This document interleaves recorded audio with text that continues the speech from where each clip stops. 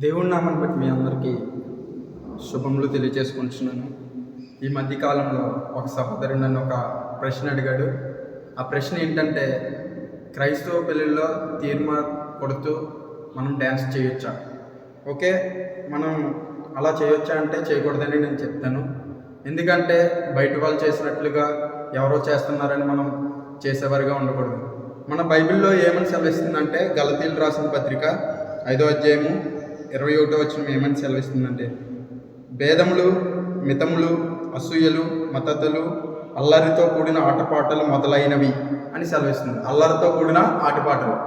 ఈ అల్లరితో కూడిన ఆటపాటలు ఏంటంటే, ఇప్పుడు ఎక్కడ చూసినప్పటికి కూడా సినిమాలు చూసుకునవచ్చు, లేదంటే బయట విందులు విలాసాలు చూస్తున్నప్పుడు అందరూ కూడా గంతులు వేస్తూ, చప్పట్లు కొడుతూ, విజిల్స్ వేస్తూ, అల్లర్లు చేస్తూ, గోలలు చేస్తూ తన జీవితాన్ని గడుపుతూ ఉన్నారు.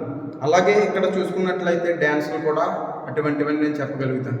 ఎందుకంటే ఇప్పుడు మనం డ్యాన్స్ చేస్తున్నామంటే, ఊగుతున్నామంటే, డ్రమ్ముకి కావచ్చు, తీన్మారికి కావచ్చు, డబ్బులకు కావచ్చు, మనం ఊగుతున్నామంటే మన చుట్టుప్రక్కల ఉన్న వాళ్ళు గోల చేస్తూ పెద్ద పెద్ద అరుపులతో, అల్లరులతో మనల్ని ఎంకరేజ్ చేస్తారు.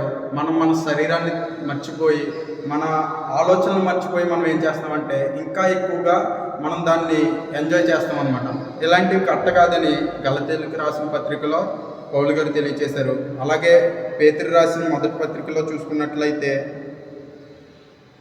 4వ అధ్యాయము 3వ వచనంలో మనం చూసుకున్నట్లయితే, మనం ప్రోకిరీ చేష్టలు, దురాశలు, మద్యపానము, అల్లరితో కూడిన ఆటపాటలు, త్రాగుబోతుల విందులు. ఇక్కడ కూడా మనకి సెలవిస్తుంది ఏంటంటే అల్లరితో కూడిన ఆటపాటలు.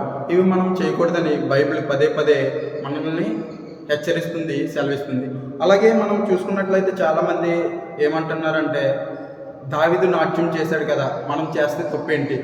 దావీదు డ్యాన్స్ వేశాడు కదా, మనం చేస్తే తప్పేంటని చాలామంది చాలా రకాలుగా మాట్లాడడం మన జీవితంలో విని ఉంటాం.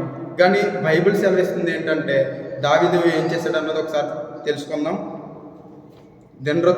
మొదటి దినవృత్తాంతములు 15వ అధ్యాయము 29వ వచనం. యెహోవా నిబంధన మందసము దావీదుపురంలోనికి రాగా, సౌలు కుమారుడైన మీకాలు కిటికీలో నుంచి చూచి, రాజైన దావీదు నాట్యమాడుటయు. ఇక్కడ ఏముంది? దావీదు నాట్యం చేస్తున్నాడు. దేనికి నాట్యం చేస్తున్నాడంటే, యెహోవా నిబంధన మందసము, దేవుని యొక్క మందసము దావీదుపురంలోకి వస్తుంది కాబట్టి తను ఆత్మ పరవశుడై దావీదు నాట్యం చేయసాగాడు. కానీ మనం ఇక్కడ చూసుకున్నట్లయితే దావీదు డబ్బులు కొడుతూ, లేదంటే ప్రాక్టీస్ చేస్తూ, లేదంటే తన ఆలోచన చెప్పిన చేయట్లేదు, కానీ దేవుని ఆత్మ పరవశుడై దావీదు నాట్యం చేసినట్లు మనం ఇక్కడ చూడగలుగుతున్నాం. దావీదు మనకులాగా ప్రాక్టీస్ చేయడానికి కావచ్చు, లేదంటే ఎవరో చేస్తున్నారని కావచ్చు, లేదంటే ప్రతిరోజు తనని మర్చిపోయి ఆ డ్యాన్స్ కోసం ప్రాక్టీస్ చేయడం, లేదంటే ముందుకు వెళ్ళి నేను చేస్తానని చెప్పడం గట్టా మనం ఇక్కడ చూడలేదు. ఎప్పుడూ కూడా మనం ఆత్మీయంగా మనం ఏదైనా తీసుకోవాలి, కానీ శారీరకంగాను లోకాన్ని బట్టి, లోకంలో స్టేషన్లు బట్టి మనం ఏది తీసుకోకూడదు అనమాట. ఇక్కడ దావీదు చేసింది ఆత్మ పరవశుడై నాట్యం చేశాడని ఉంది.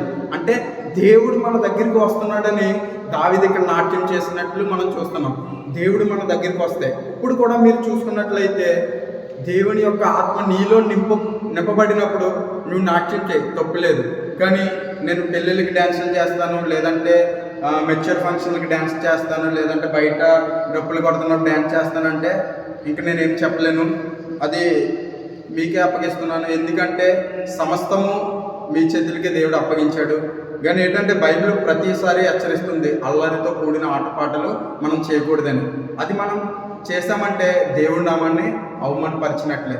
కాబట్టి మనం దేవుని వాక్యమందు, దేవుని యందు భయభక్తులు కలిగి ఉంటే మనం ఏం చేయాలో ఏం చేయకూడదు దేవుని యొక్క ఆత్మ మనం బయలుపరుస్తుంది.